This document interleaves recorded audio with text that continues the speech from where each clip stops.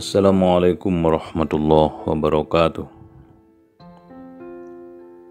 Tangan di atas lebih baik dari tangan di bawah. Al-yadul ulya khairu minal yadis sufla. Begitu kata Nabi Muhammad SAW dalam menggambarkan tinggi rendahnya hasrat seseorang dalam mengulurkan tangan kepada orang lain. Orang yang suka membantu itu lebih baik daripada orang yang dibantu. Itulah semangatnya. Maka Rasul sering dalam forum-forum majelis taklim, di forum-forum selesai sholat berjamaah, beliau mengabsen bertanya kepada sahabat-sahabat beliau, siapa di antara kalian yang ingin menyumbangkan hartanya untuk Allah? Utsman bin Affan mengacungkan tangannya dengan penuh wibawa. Saya ya Rasulullah. Berapa jumlahnya Utsman? Beliau mengatakan dengan penuh keikhlasan, saya keluarkan 200 ekor unta.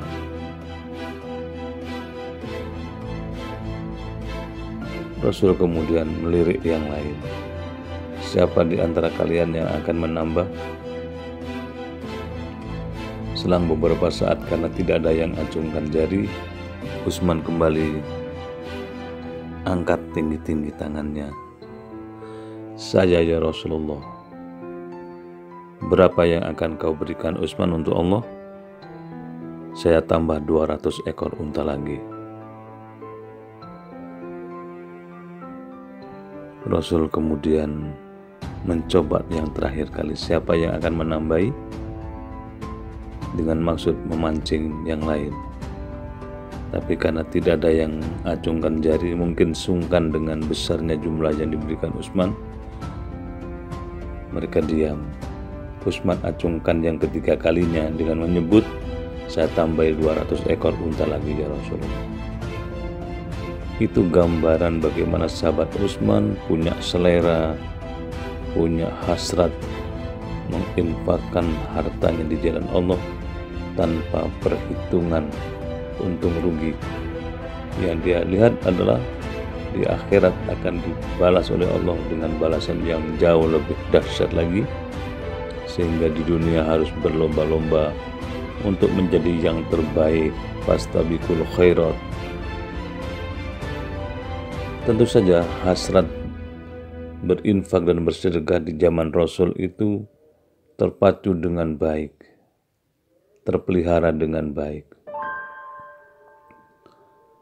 Sampai-sampai Umar bin Khattab radhiyallahu an merasa cemburu dengan pujian Nabi kepada Abu Bakar Siddiq radhiyallahu an, karena di setiap Rasul bertanya, Abu Bakar selalu acungkan tangannya.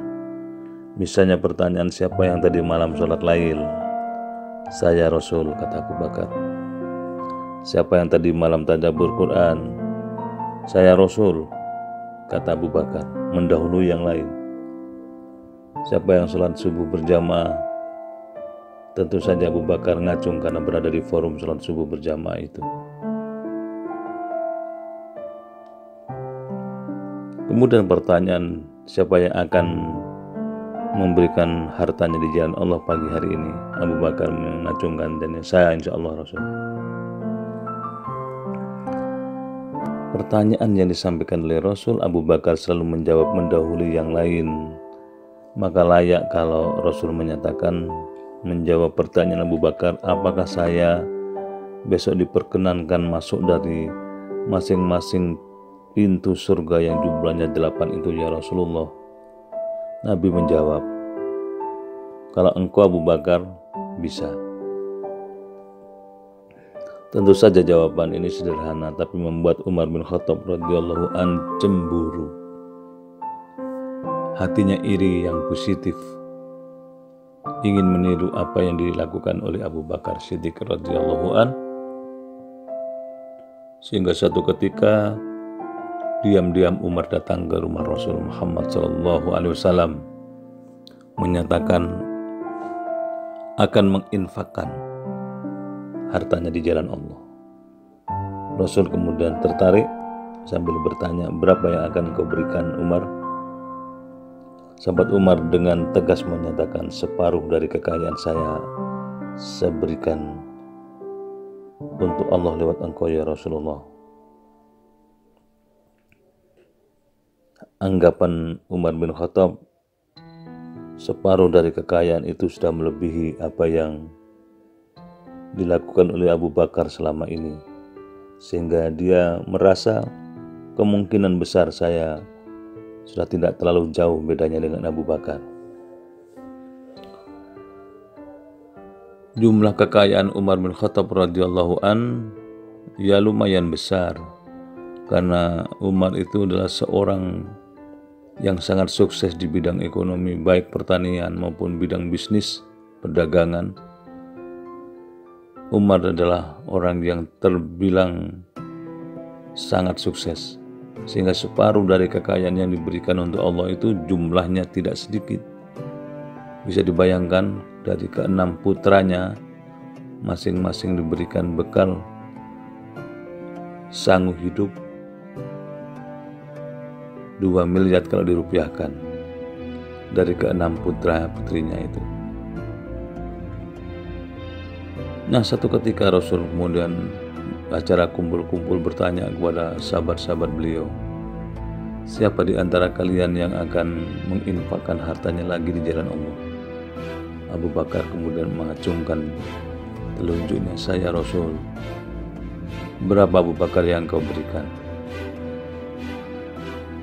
Abu Bakar dengan penuh kewibawaannya menjawab, seluruh harta saya infakkan untuk Allah, di jalan Allah.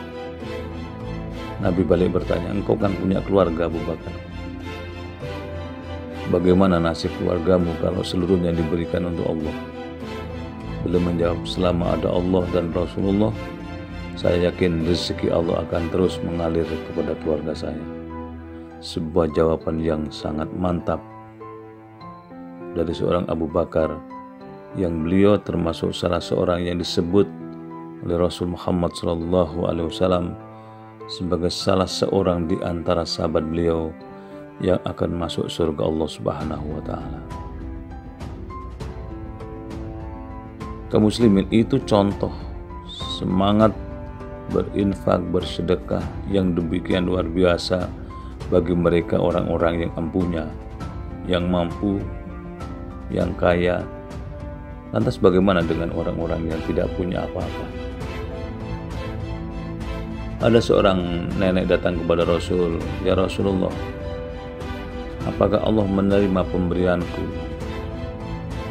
Apa yang akan kau berikan untuk Allah?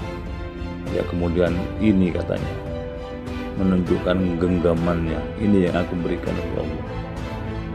Kemudian dibuka genggamannya, itu berisi sebiji kurma yang sudah bercampur keringat tentunya, diberikan kepada Rasulullah, dan Rasul menerimanya dengan penuh kegembiraan sambil berkomentar, sedekahmu ini dicintai oleh Allah.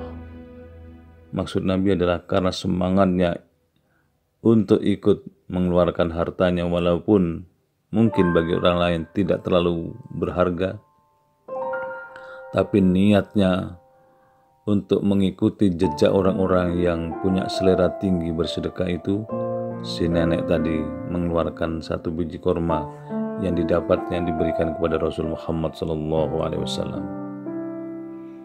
Kaum muslimin yang dimuliakan Allah, itulah indahnya berbagi. Orang yang suka berbagi seperti itu pagi hari didoakan oleh para malaikat supaya ditambahkan rezeki yang berlipat-lipat. Tapi bagi mereka yang pelit, pagi hari menggenggamkan tangannya, kemudian ibaratnya pegang air tidak netes, malaikat berdoa kepada Allah, mudah-mudahan orang itu dipersulit rezekinya. Begitu setelahnya kaum muslimin yang berbahagia, marilah kita menghidupkan budaya dan kebiasaan berbagi kepada orang lain, karena hakikat dari kebiasaan kita berbagi itu tidak akan menghilangkan harta kita, justru akan mendatangkan keberkahan harta kita itu. Untuk menutup tausiah ini, saya ingin sampaikan satu kisah. Satu ketika ada orang buta ketok pintu rumah Rasul Muhammad SAW. Bukan buta, pengemis tua yang datang kepada rumah Rasul. Pengemis tadi minta sesuatu kepada Rasul Muhammad SAW, tapi kemudian Rasul perintahkan Aisyah untuk memberikan baju yang dimiliki oleh Rasul. Pengemis tadi kemudian membawa ke pasar, menawarkan pada orang-orang yang ada di pasar, ini baju Rasulullah, akan saya jual, siapa yang berminat silahkan beli. Ada orang yang sangat kaya tetapi buta mendengar informasi ini, kemudian dia suruh budaknya untuk memburu, mencari di mana orang yang menjual pakaian Nabi tadi, silahkan beli berapapun harganya. Kalau kau dapatkan baju itu, engkau akan aku merdekakan. Kemudian dicarinya, dibelinya, dan diberikan kepada orang yang membeli, yang orang kaya tadi yang membeli dalam kondisi buta itu. Orang kaya yang buta itu kemudian merasa bahagia mendapatkan baju Rasul. Kemudian dia berdoa, ya Allah, aku berhasil membeli baju Rasulmu, dan dengan rasa bahagia ini saya berdoa kepadamu, mudah-mudahan engkau pulihkan pandanganku. Dengan maunah dan kuasa Allah, orang kaya yang buta itu bisa melihat dan segera datang ke rumah Rasul membawa baju yang dijual di pasar itu, diserahkan kembali kepada Rasul Muhammad SAW. Apa komentar beliau kepada Aisyah? Coba perhatikan Aisyah. Baju ini telah menimbulkan kebaikan yang begitu banyak. Pertama, keluarga kita yang telah memberi kepada orang lain mendapatkan pahala dari pemberian itu. Kemudian dijual ke pasar, orang yang menjual yang kau beri baju tadi merasakan mendapatkan rezeki dari menjual baju. Budak yang membelinya kembali menjadi budak yang merdeka. Orang buta yang membelinya menjadi orang yang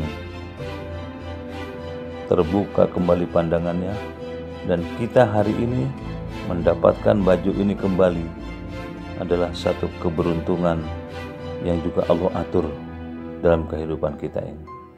Jadi orang yang punya semangat memberi, maka tidak akan hilang hartanya itu, justru barokahnya yang terus berdatangan berlipat ganda.